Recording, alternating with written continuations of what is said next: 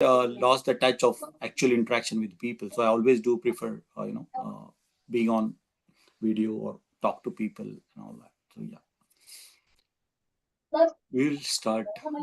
Let's see. Mansi, are you okay to read today? Yeah, yeah, I can read. I can read. Okay, yeah, fine. Okay, I'll share my screen. Uh,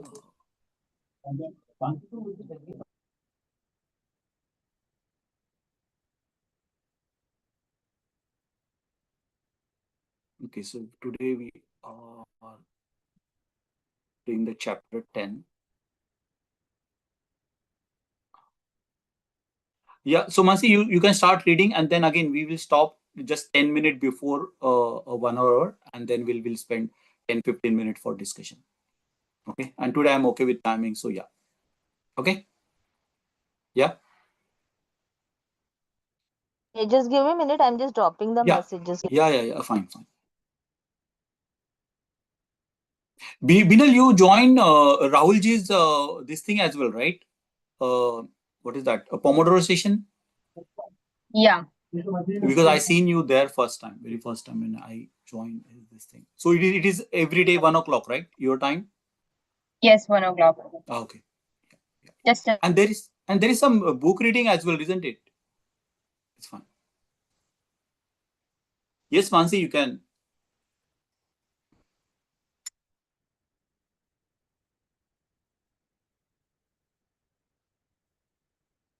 Yes, okay.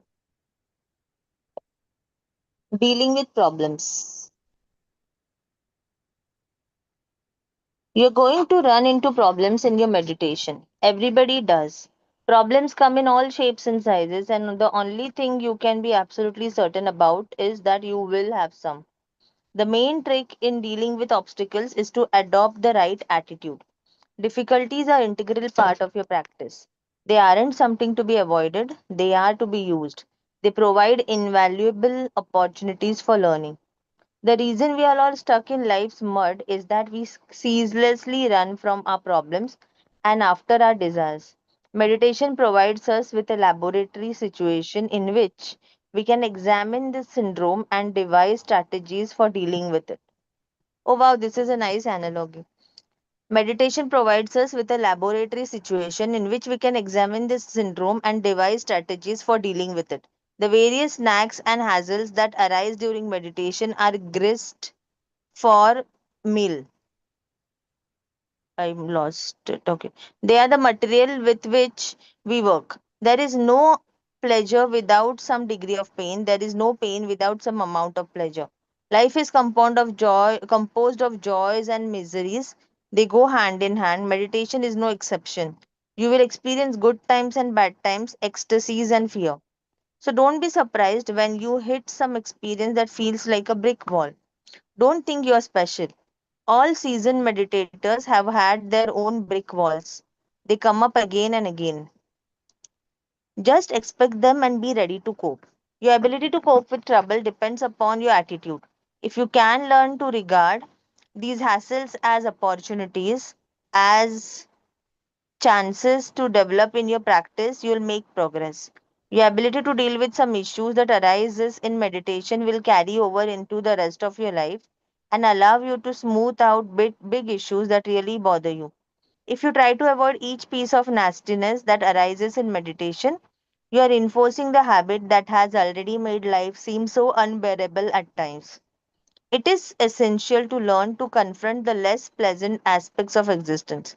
Our job as meditators is to learn to be patient with ourselves, to see ourselves in an unbiased way, complete with all our sorrows and inadequacies. We have to learn to be kind to ourselves. In the long run, avoiding unpleasantness is a very unkind thing to do to yourself. Paradoxically, kindness entails confronting unpleasantness when it arises. One popular human strategy for dealing with difficulty is autosuggestion. When something nasty pops up, you convince yourself it is not there, or you convince yourself it is pleasant rather than unpleasant. The Buddha's tactic is quite the reverse. Rather than hide it or disguise it, the Buddha's teaching urges you to examine it to death. Buddhism advises you not to implant feelings that you don't really have or avoid feelings that you do have. If you are miserable, you are miserable. That is the reality. That is what is happening. So confront that. Look it square in the eye without flinching. When you are having a bad time, examine that experience. Observe it mindfully, study the phenomenon, and learn its mechanics. The way out of a trap is to study the trap itself. Learn how it is built. You do this by taking the thing apart piece by piece. The trap can't trap you if it has been taken to pieces. The result is freedom. Wow. This point is essential, but it is one of the least understood aspects of Buddhist philosophy. Those who have studied Buddhism superficially are quick to conclude that it is pessimistic, always harping or unpleasant thing like suffering, always urging us to comfort the uncomfortable realities of pain, death, and illness. Buddhist thinkers do not regard themselves as pessimists, quite the opposite, actually. Pain exists in the universe, some measure of it is unavoidable. Learning to deal with it is not pessimism, but a very pragmatic form of optimism. How would you deal with the death of your spouse? How would you feel if you lost your mother tomorrow? Or your sister or your closest friend? Suppose you lost your job, your savings, and the use of your legs all on the same day. Could you face the prospect of spending the rest of your life in a wheelchair? How are you going to cope with the pain of terminal cancer if you contract it? And how will you deal with your own death when that approaches? You may escape most of these misfortunes, but you won't escape all of them. Most of us lose friends and relatives at some time during our lives. All of us get sick now and all of us will die someday. You can suffer through things like that, or you can face them openly. The choice is yours. Pain is inevitable, suffering is not. Pain and suffering are two different animals. If any of these tragedies strike you in your present state of mind, you will suffer. The habit patterns that presently control your mind will lock you into that suffering, and there will be no escape. A bit of time spent in learning alternatives to those habit patterns is time well invested. Most human beings spend all their energies devising ways to increase their pleasure and decrease their pain. Buddhism does not advise that you cease this activity altogether. Money and security are fine. Pain should be avoided whenever possible. Nobody is telling you to give away every possession or seek out needless pain, but Buddhism does advise you to invest time and energy in learning to deal with unpleasantness because some pain is unavoidable. When you see a truck bearing down on you, by all means jump out of the way. But spend some time in meditation too. Learning to deal with discomfort is the only way you'll be ready to handle the truck you didn't see. Problems will arise in your practice. Some of them will be physical, some will be emotional, and some will be attitudinal. All of them can be confronted, and each has its own specific response. All of them are opportunities to free yourself. Problem 1: physical pain. Nobody likes pain, yet everybody has some at one time or another. It is one of life's most common experiences and is bound to arise in your meditation in one form or another. Handling pain is a two-stage process. First, get rid of the pain if possible, or at least get rid of it as much as possible. Then, if some pain lingers, use it as an object of meditation. The first step is physical handling. Maybe the pain is an illness of one sort or another, a headache, a fever, bruises, or whatever. In this case, employ standard medical treatments before you sit down to meditate. Take your medicine, apply your liniment, do whatever you ordinarily would do. Then there are certain pains that are specific to the seated posture. If you never spend much time sitting cross-legged on the floor, there will be an adjustment period. Some discomfort is nearly inevitable. According to where the pain is, there are specific remedies. If the pain is in the leg or knees, check your pants. If they are tight or made of thick material, that could be the problem. Try to change it. Check your cushion too. It should be about 3 inches in height when compressed. If the pain is around your waist, try loosening your belt. Loosen the waistband of your pants if that is necessary. If you experience pain in your lower back, your posture is probably at fault. Slouching will never be comfortable, so straighten up. Don't be tight or rigid, but do keep your spine erect.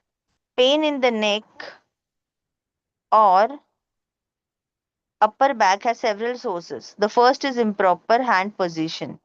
Your scroll up. Your hands should be resting comfortably in your lap. Don't pull them up to your waist. Relax your arms and your neck muscles. Don't let your head droop forward. Keep it up and aligned with the rest of the spine. After you have made all these various adjustments, you may find you still have some lingering pain. If that is the case, try the steps 2. Make the pain your object of meditation. Don't jump up and don't get excited. Just observe the pain mindfully. When the pain becomes demanding, you will find it pulling your attention off the breath. Don't fight back, just let your attention slide easily over onto the simple sensation. Go into the pain fully. Don't block the experience. Explore the feeling. Get beyond your avoiding reaction and go into the pure sensations that lie below that.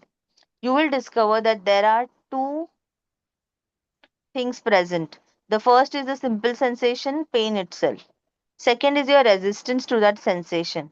Resistance reaction is partly mental and partly physical. The physical part consists of tensing the muscles in and around the painful area. Relax those muscles. Take them one by one and relax each one very thoroughly. This step alone will probably diminish the pain significantly. Then go after the mental side of the resistance. Just as you are tensing physically, you are also tensing psychologically. You are clamping down mentally on the sensation of pain, trying to screen it off and reject it from consciousness. The rejection is a wordless, I don't like this feeling or go away attitude. It is very subtle, but it is there, and you can find it if you really look. Locate it and relax that too. The last part is more subtle. There are really no human words to describe this action precisely. The best way to get a handle on it is by analogy. Examine what you did to those tight muscles and transfer that same action over to the mental sphere. Relax the mind in the same way that you relax the body. Buddhism recognizes that body and mind are tightly linked. This is so true that many people will not see this as a two-step procedure. For them to relax the body is to relax the mind and vice versa. These people will experience the entire relaxation, mental and physical, as a single process. In any case, just let go completely until your awareness slows down past that barriers of resistance and relaxes into the pure flowing sensation beneath. The resistance was a barrier that you yourself erected. It was a cap, a sense of distance between self and others. It was a borderline between me and the pain. Dissolve that barrier and separation vanishes. You slow down into that sea of surging sensation and you merge with the pain. You become the pain. You watch its ebb and flow, and something surprising happens. It no longer hurts. Suffering is gone. Only the pain remains. And experience nothing more. The me who was being hurt has gone. The result is freedom from pain. This is an incidental process. In the beginning, you can expect to succeed with small pains and be defeated by big ones. Like most of our skills, it grows with practice. The more you practice, the more pain you can handle. Please understand fully. There is no masochism being advocated here. Self mortification is not the point. It is an exercise in awareness, not in self torture. If the pain becomes excruciating, go ahead and move, but move slowly and mindfully. Observe your moments. See how it feels to move. Watch what it does to the pain. Watch the pain diminish. Try not to move too much though. The less you move, the easier it is to remain fully mindful. New meditators sometimes say they have trouble remaining mindful when pain is present. This difficulty stems from a misunderstanding. These students are conceiving mindfulness as something distinct from the experience of pain. It is not. Mindfulness never exists by itself. It always has some object, and one object is as good as another. Pain is a mental state. You can be mindful of pain just as you are mindful of breathing. The rules we covered in chapter 4 apply to pain just as they apply to any other mental state. You must be careful not to reach beyond the sensation and not to fall short of it. Don't let don't add anything to it and don't miss any part of it. Don't muddy the pure experience with concepts of pictures or discursive thinking and keep your awareness right in the present moment, right in the present time, right with the pain so that you won't miss its beginning or its end. Pain, not viewed in the clear light of mindfulness, gives rise to emotional reactions like fear, anxiety, or anger. If it is properly viewed, we have no such reaction. It will be just sensation, just simple energy. Once you have learned this technique with physical pain, you can then generalize it to the rest of your life. You can use it on any unpleasant sensation. What works on pain will work on anxiety or chronic depression as well. This technique is one of life's most useful and applicable skills. It is patience. Anyone wants to read from here? Sorry, I can't see Meenal, who else are there. Meenal, you both, like any one of you want to read? You continue. I'm in the office, so I cannot do it. Okay, okay, yeah. Milinji, you want to read? Yeah, okay, I will go. Yeah. Okay. Problem two, legs going to sleep. It is very common for beginners to have their legs fall asleep or go numb during meditation. They are simply not accustomed to the cross-leg posture. Some people get very anxious about this. They feel they must get up and move around. A few are completely convinced that they will get gangrene from lack of circulation. Numbness in the leg is nothing to worry about. It is caused by nerve pinch, not by lack of circulation. You can't damage the tissues of your legs by sitting, so relax. When your legs falls asleep in meditation, just mindfully observe the phenomena. Examine what it feels like. It may be sort of uncomfortable, but it is not painful unless you tense up. Just stay calm and watch it. It does not matter if your legs go numb, and stay that way for the whole period. After you have meditated for some time, that numbness will gradually disappear. Your body simply adjusts to daily practice. Then you can sit for very long sessions with no numbness whatsoever. Problem 3, odd sensations. People experiences all manner of varied phenomena in in meditation. Some people get itches. Other feels tingling, deep relaxation, a feeling of lightness or floating sensation. You may feel yourself growing or shrinking or rising up in the air. Beginners often get quite excited over such sensations. Don't worry, you are not likely to levitate any time soon. As relaxation sets in, the nervous system simply begins to pass sensory signals more efficiently. Large amount of previously blocked sensory data can pour through, giving rise to all kind of unique sensations. It does not signify anything in particular. It is just sensations. So simply employ the normal technique, watch it come up and watch it pass away. Don't get involved. Problem 4, drowsiness. It is quite common to experience drowsiness during meditation. You become very calm and relaxed. That is exactly what is supposed to happen. Unfortunately, we ordinarily experience this lovely state only when we are falling asleep, and we associate it with that process. So naturally, you begin to drift off. When you find this happening, apply your mindfulness to the state of drowsiness itself. Drowsiness has certain definite characteristic. It does certain things to your thought process. Find out what. It has certain bodily feeling associated with it. Locate those. This inquisitive awareness is the direct opposite of drowsiness and will evaporate it. If it does not, then you should suspect a physical cause of your sleepiness. Search that out and handle it. If you have just eaten a large meal, that could be the cause. It is best to eat lightly if you are about to meditate, or wait an hour after a big meal. And don't overlook the obvious either. If you have been out hauling bricks all day, you are naturally going to be tired. The same is true if you only got a few hours of sleep the night before. Take care of your body's physical needs, then meditate. Do not give into sleepiness. Stay awake and mindful.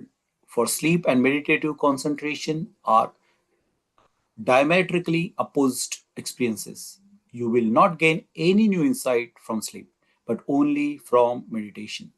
If you are very sleepy, then take a deep breath and hold it as long as you can. Then breathe out slowly. Take another deep breath again. Hold it as long as you can and breathe out slowly. Repeat this exercise until your body warms up and sleepiness fades away. Then return to your breath. Problem fifth, inability to concentrate.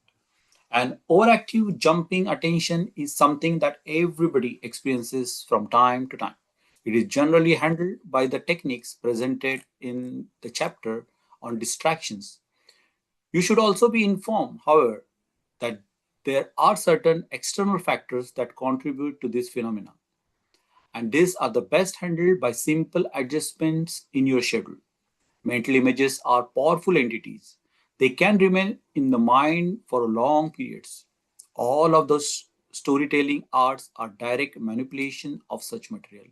And if the writer has done his job well, the characters and images presented will have a powerful and lingering effect on the mind. If you have been to the best movie of the year, the meditation that follows is going to be full of those images. If you are halfway through the scariest horror novel you even read, your meditation is going to be full of monsters. So switch the order of events. Do your meditation first, then read or go to the movies.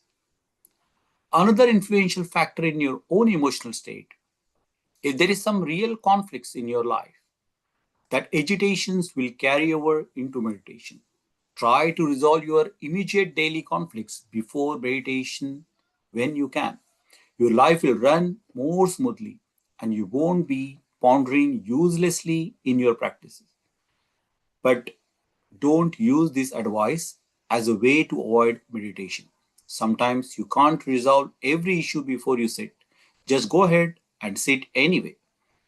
Your meditation to let go of all the egocentric attitudes that keep you trapped within your own limited viewpoint. Your problem will resolve much more easily thereafter. And then there are those days when it seems that the mind will never rest, but you can't locate any apparent cause. Remember, the cyclic alternation we spoke of earlier, meditation goes in cycle. You have good days and you have bad days. Vipassana meditation is primarily an exercise in awareness. Emptying the mind is not as important as being mindful of what the mind is doing. If you are frantic and you can't do anything to stop it, just observe. It's all you. The result will be one more step forward in your journey of self exploration. Above all, don't get frustrated over the non-stop chatter of your mind. That babble is just one more thing to be mindful of. Problem number six, boredom. It is difficult to imagine anything more inherently boring than sitting still for an hour with nothing to do but feel the air going in and out of your nose. You're going to run into the boredom repeatedly in your meditation. Everybody does. Boredom is a mental state and should be treated as such. A few simple strategies will help you to cope. Tactics 1. Re-establish true mindfulness. If the breath seems an exceedingly dull thing to observe over and over, you may rest assured of one thing: you have ceased to observe the process with the true mindfulness. Mindfulness is never boring. Look again. Don't do not assume that you know what breath is. Don't take it for granted that you have already seen everything there is to see. If you do, you are conceptualizing the process. You are not observing it living reality. When you are clearly mindful of the breath or anything else, it is never boring. Mindfulness looks at everything with the eyes of a child, with a sense of wonder. Mindfulness sees every moment as it were the first and the only moment in the universe. So look again. Tactics B. Observe your mental state. Look at your state of boredom mindfully. What is boredom? Where is the boredom? What does it feel like? What are the mental components? Does it have any physical feeling? What does it do to your thoughts process? Take a fresh look at boredom as if you have never experienced that state before. Problem 7. Fear. States of fear sometimes arises during meditation for no discernible reasons. It is common phenomena and there can be a number of causes. You may be experiencing the effect of something repressed long ago. Remember, thoughts arises first in the unconscious. The emotional contents of a thought complex often leaks through into your consciousness awareness long before the thought itself surfaces. If you sit through the fear, the memory itself may bubble up to a point where you can endure it. Or you may be dealing directly with the fear that we all fear of unknown. At some point in your meditation career, you will be struck with the seriousness of what you are actually doing. You are tearing down the walls of illusion you have always used to explain life to yourself and to shield yourself from the intense flame of reality. You are about to meet the ultimate truth face to face. This that is scary, but it has to be dealt with eventually. Go ahead and dive right in. The third possibility, the fear that you are feeling may be self-generated. It may be arising out of unskillful concentration. You may have set an unconscious program to examine what comes up. Thus, when a frightening fantasy arises, concentration locks onto it, and the fantasy feeds on the energy of your attention and grows. The real problem here is that mindfulness is weak. If mindfulness was strongly developed, it would notice this switch of attention as soon as it occurred and handle the situation in the usual manner. No matter what the source of your fear, mindfulness is the cure. Observe the fear exactly as it is. Don't cling to it. Just watch it rising and growing. Study its effect. See how it makes you feel and how it affects your body. When you find yourself in the grip of horror fantasies, simply observe those mindfully. Watch the pictures as pictures. See memories as memories. Observe the emotional reaction that come along and know them for what they are. Stand aside from the process and don't get involved. Treat the whole dynamic as if you were a curious bystander. Most important, don't fight the situation. Don't try to repress the memories or feelings or the fantasies. Just step out of the way and let the whole mess bubble up and flow past. It can't hurt you. It is just a memory. It is only fantasy. It is nothing but fear. When you let fear run its course in the arena of conscious attention, it won't sink back into the unconsciousness. It won't come back to haunt you later. It will be good for go. Problem 8. Agitation. Restlessness is often a cover up for some deeper experiences taking place in the unconsciousness.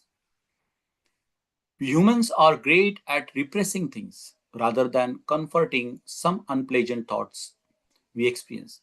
We try to bury it so we won't have to deal with with the issue. Unfortunately, we usually don't succeed, at least not fully.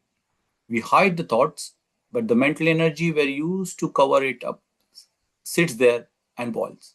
The result is that sense of unease that we call agitation or restlessness. There is nothing you can put your finger on, but you do not feel at ease. You can't relax. When this uncomfortable state arises in meditation, just observe it.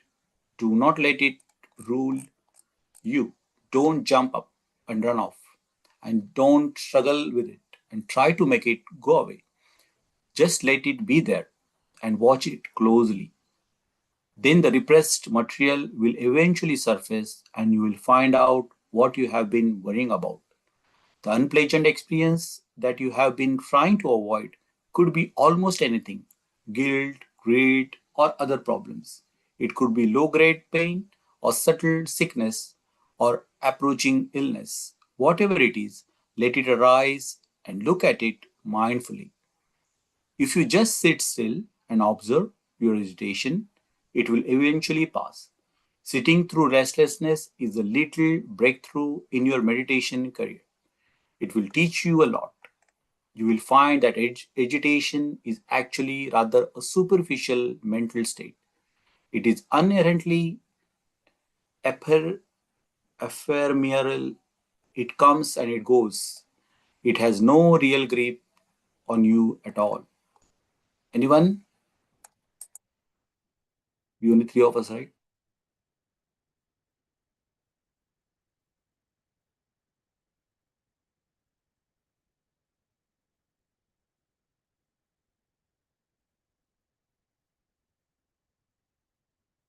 Problem 9. Trying too hard. Advanced meditators are generally found to be pretty jovial people. They possess one of the most valuable of all human treasures, a sense of humor. It is not the superficially witty repartee of the talk show host. It is real sense of humor. They can laugh at their own human failures. They can chuckle at personal disaster. Beginners in meditation are often much too serious for their own good.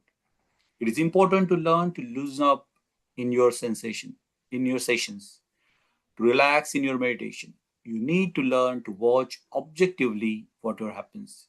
You cannot do that if you are tensed and striving, taking it all so very seriously. New meditators are often overly eager for results. They are full of enormous and inflated expectations. They jump right in and expect incredible results in no time flat. They push, they tense, they sweat and strain. It is all so terribly grim and soul. The state of tension is the antithesis of mindfulness. Naturally, they achieve little. They they decide that this meditation is not so exciting after all. It did not give them what they wanted. They chuck it aside. It should be pointed out that you learn about meditation only by meditating. You learn what meditation is all about and where it leads only to the direct experience of the things itself. Therefore, the beginners does not know where he is headed because he has developed little sense of where his practice is leading. The novice's expectation is naturally unrealistic and uninformed. Newcomers to meditation expect all the wrong things, and those expectations do not good do no good at all. They get in the way. They get in the way. Trying too hard leads to rigidity and unhappiness, to guilt and self-condemnation. When you are trying too hard, your efforts become mechanical. That defeats mindfulness before it even gets started. You are well advised to drop all that, drop your expectation and straining, simply meditate with a steady and balanced effort. Enjoy your meditation and don't load yourself down with the sweat and struggle. Just be mindful. The meditation itself will make care of the future. Problem 10, discouragement. The upshot of pushing too hard is frustration. You are in a state of tension. You get nowhere. You realize that you are not making the progress you expected. So you get discouraged. You feel like a failure.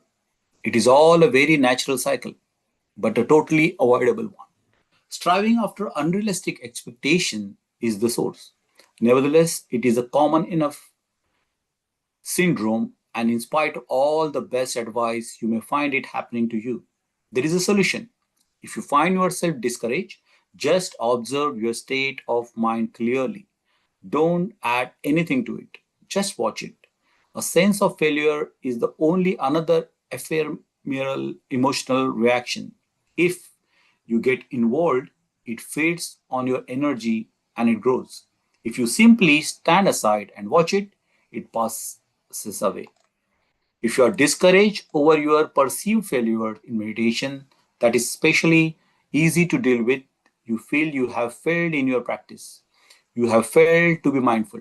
Simply become mindful of that sense of failure. You have just re-established your mindfulness with that single step. The reason for your sense of failure is nothing but a memory. There is no such thing as a failure in meditation. There are setbacks and difficulties, but there is no failure unless you give up entirely. Even if you have spent 20 solid years getting nowhere, you can be mindful at any second you choose. It is your decision.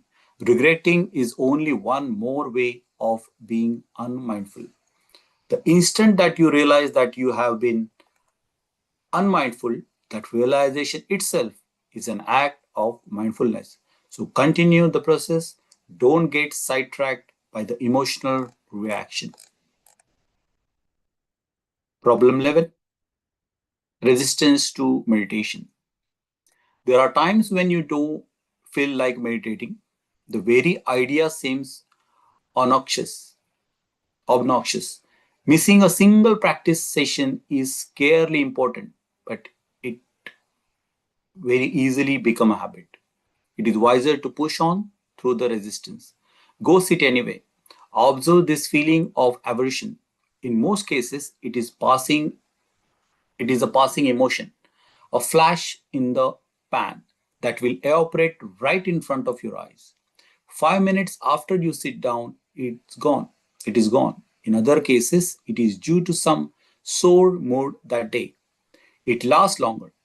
Still, it does pass, and it is better to get rid of it in 20 or 30 minutes of meditation than to carry it around with you and let it ruin the rest of your day.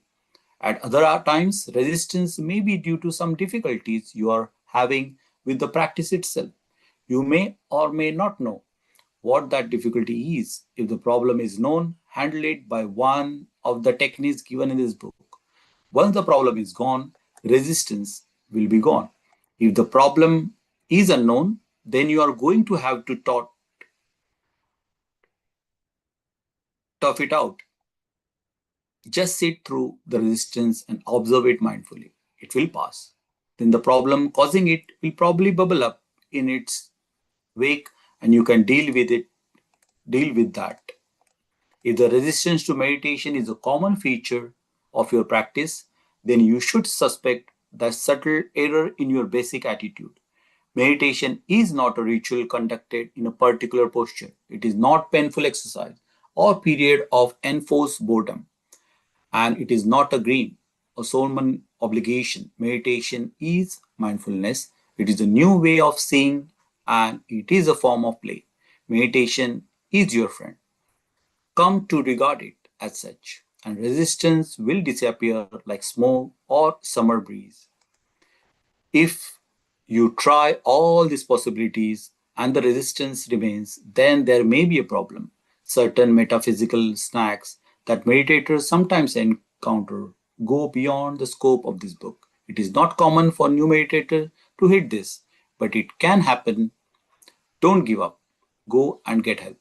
Seek out qualified teachers of the Vipassana style of meditation and ask them to help you resolve the situation. Such people exist for exactly that purpose. Anyone wants to read? Problem 12. Can we do this Or we tomorrow? start? Yeah, we'll stop. Yeah. Anyway, it So is there's too 10 much of minutes. information. Yeah. So No, it's good. We almost touched the timeline. Yeah. Okay.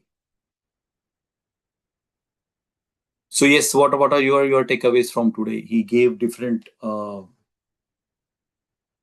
techniques to deal with the problems that every person faces during the meditation. So what are your takeaways?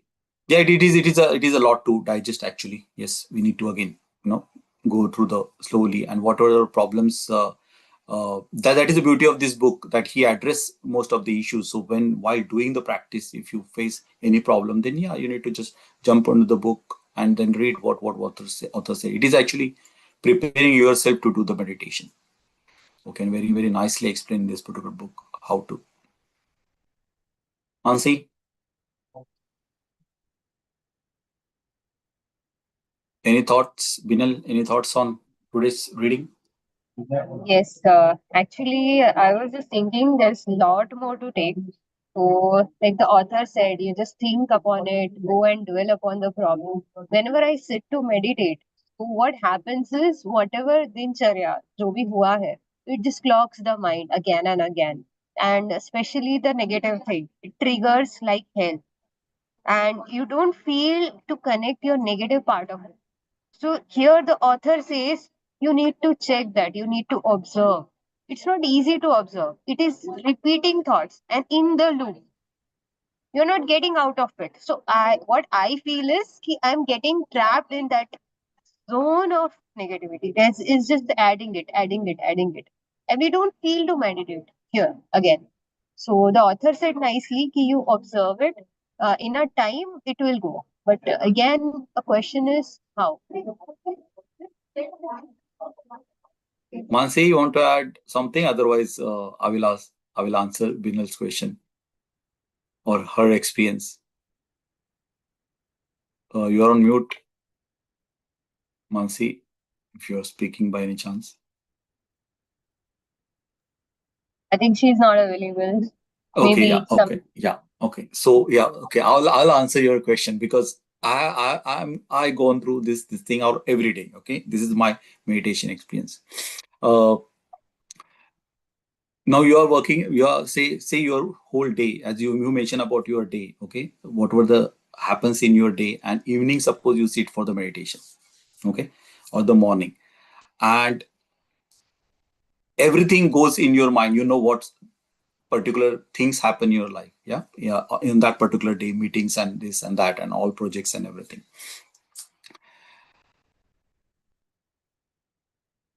Now if you Binal, if you observe, you are sitting here in front of me in this particular sessions. Have you observed how many people are actually going behind you, your office colleagues and everyone?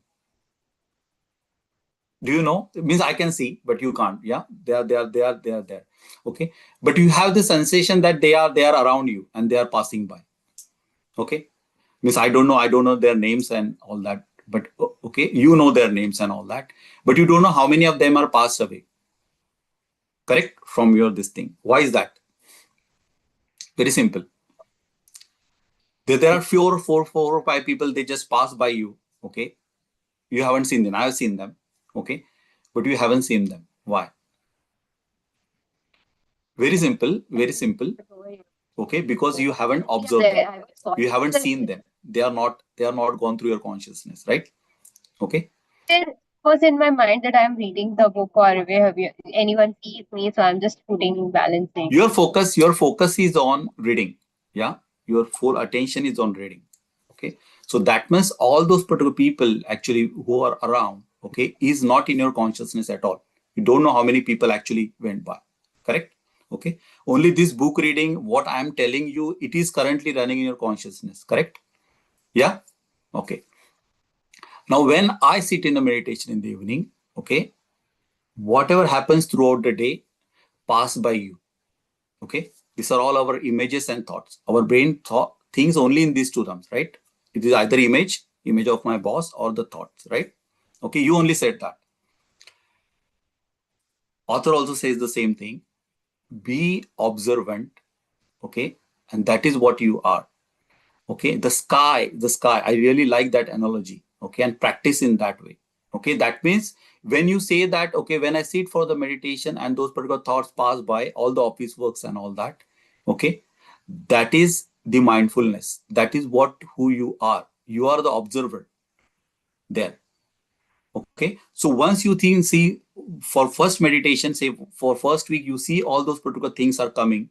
Okay, daily it's keep on changing, daily experiences keep on changing. Okay, 10th or 15th day you will observe that all those thoughts or experience, they all come and all go, and you are the sky. Okay, always take this thing. You are sky, you are that observer, you are not those clouds at all. Okay, if you observe the funny things in office, that is what I do, means this is what my life as well. Okay, everything it changes, every time it changes. So every evening, so that is what the beauty of the meditation, that when you sit every evening just for 5 minutes, okay, then you will observe that these are all stories passing by. Okay, now for example, I'm sitting here. Okay, there is a wide window open in my in front of me. There is the sky. Now it's completely cloudy. Okay, big clouds are there, still there. Okay, but after 5 or 10 minutes, if I see, totally different kind of different shades clouds will be there. Okay, so that is what our consciousness is over. When the author says or animator says that you are actually observer, that is how we actually are, because these are all thoughts. When you are sitting at home, okay, your boss is not there, office is not there, colleagues are not there, only this whatever happening is in your mind. Yeah, these are all clouds. So, but when you do the regular practice, you know that, okay, always remember, this is again beauty of meditation, that all this thought comes and they pass. Okay, so in future, if something negative happens which is not, you're not happy about in office, okay, still on that particular day, on the evening meditation, it will pass away. Okay, and then you will see that you have the total control of the situation. Those thoughts or those things do not hamper your meditation. Okay, and once you get that understanding, that you are not those thought or what are the things are happening in front of you. Okay, in actual office also, whenever this thing happens, okay, you keep that distance. Okay, and you will start enjoying whatever the negative things happens in your life or in office and everything. You always have that distance, it does not affect you at all. Okay, so that is what the beauty of meditation. So what you said just now, saying that, okay, even evening when I sit for the meditation, all the thought comes, that's good. That is actually, it says that you are actually mindful about your thoughts. That is a good step actually. You already know that what's going in through your mind. But with the practice, all these thoughts goes. You said, okay, this is just another day, another this thing, and you are fresh. It doesn't affect your sleep, or it does absolutely does not affect you, all this situation. Okay, so that is how meditation helps actually, and all this comes with the practice. You only come to know, seeing that, oh, this particular thought is come in my meditation yesterday, today it's again, third day it's coming, but fourth day it's not there. Your boss is not there, and you enjoy saying that, oh, so it is all your experience actually. Something new comes, well, that is what all life is all about. Every day new experiences, and you are ready for it, because you know that it is not affecting you at all. So why to bother? But yeah, that is what the beauty of, I hope you get your answer. But yeah, just do the practice, just 5 minutes a day. And normally we as people do the practice in the morning, but do that evening, because that is where this real magic happens. Throughout the day, whatever happens, it comes to your mind. Let it pass. Yeah. So I will give you two words if you want to search on YouTube. It is called mountain meditation. If you search by that, you will get that. Okay, in that meditation, you are like mountain. So staying like still, like rock solid mountain. And then you will get lots of, so use those guided meditation. It helps sometimes. just to go through the whatever happens in a day. And then you will realize, yes, you are like mountain. So in office situation, do not impact you. And it really helped. Why I'm talking office, because yes, 8 hours of my life I also spend in office, and nothing goes as per your plan. So why should I disturb myself? But yeah, that clarity you get for the meditation. Yes, everyone has their own dynamics of work and all that. Yeah. So I hope you answered your question. But yeah, stick to this book. I explained, like we discussed this yesterday. Yeah, this book is really really good. Um, you just mentioned that you have not read all the pages, or you're not part of reading from the beginning and all that. But keep this particular book with you. Whenever you feel like reading something about meditation, start with this book. The beauty is simplicity. The way he explained is everything. And then if you look out, then you will see that, like how people poured you with the information, but the simplicity with which this author explains is awesome. That's why I love this book. Thank you. Thank you. Mansi, you are on mute. Or Binal, if you have any. Thank you so much for sharing. Yeah, yeah, Yes, yeah. I'll definitely practice. And Yeah. it happens. The meditation done is such. I just take the phone and scroll up the reels and just go haywire, and it doesn't work that. If you do that, see, I have tried all this. Okay, very simple thing. What I used to do? I used to watch Netflix. Okay, put on some series and watch it. But what author explained today, that if you watch any horror movies on Netflix, and if you sit for the meditation, everything will come in front of you, whatever you watch. That is very simple. Okay, try that. Only the difference is that if you binge watch any Netflix series or scroll on YouTube and all that, observe your energy after that. It is all depleted. Yeah. If you use this method, your energy, Netflix and this thing, your energy goes. But if you sit for the meditation, it restores your energy. That is exactly what I also tried. I also tried all this method. So for Netflix, I used to say it is a quick fix. Yeah, just to turn on the series. Yes, I do watch movies and everything. But yeah, then as author say, just change your sequence. First do the meditation, and yeah, time allows then this thing. Yeah. So that is again how we set our events and this thing. But meditation it must. Nowadays, absolutely, there is no other way. So it is the bottom of everything. Whatever I do, and I definitely want everyone to start practicing. That's it. Got Once it. it's still on mute. Definitely. Yeah, yeah, yeah. Binal, you are not part of, or are you part of this 30 days challenge which we are doing? Are you? 2 days back only I joined. Okay.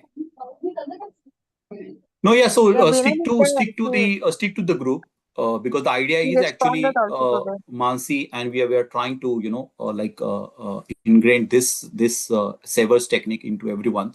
Okay, 30 days, definitely everyone will get the complete idea what this technique is. Because again, uh, this is the best practice actually to start your day with all those this thing. But yeah, but keep top up your knowledge on these practices and add that into your daily schedule. So that's why I hold this idea of 30 days challenge. Mansi, I think you can speak now. I'll Yeah, be yeah. traveling, sir, from 19 to 26, so I don't know I'll be able to complete it or not. No, but again, see, traveling, but still you are scrolling through WhatsApp, right? So Yes. better, yeah. So better to see what's updates on this thing, because we are not just keeping the practice to check whether everyone is doing and all that. We are sharing the different techniques around it. For example, yes, silence. The silence. What is silence is, what is affirmations are. But in future, we are going to share and more, like journaling. Like many people, I myself has the questions around journaling. So we are going to share, the supporting material around it, so that you get the top of it. Also keep an accountability partner. It would be a great help. But for Other that, people will be yes, checking.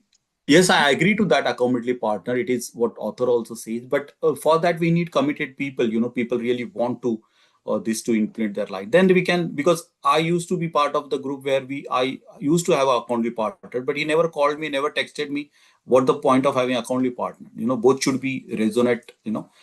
jump with each other, then there is a point that yes, both of them are so enthusiastic to approach. Then there is a point of AP or someone higher who can pull you up, if you are facing something. Otherwise, AP just having some either chat is not going to help you.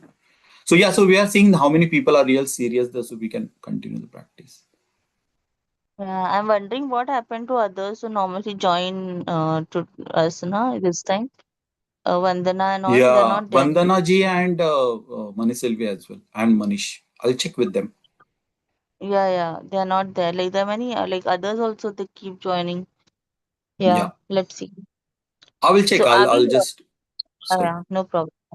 Yeah, no, no. I am just asking. Are we stopping for now or Yeah, like yeah, how we is are it? stopping. Yeah, yeah. So we are on page 97, so more 100 pages to go. Okay. And Okay, good, good. after that we'll pick up those two books by Mana Selvi and let her lead. I think we'll change the timing, right? You said that morning time is 2 o'clock is suitable for her. We'll discuss and we'll decide. Yeah, yeah. That will depend on her how she wants to Yeah, take it. Then we'll decide. yeah, Yeah. yeah. That's fine. Okay. That's Yeah. fine. Okay. Yeah. So we are closing for Yeah. the day then. Okay. See you tomorrow. Thank you. Yeah. Thank Bye, you. bye. Thank you, Yeah. Binal. Thanks. Thank you. Thank you, Vinil. Bye.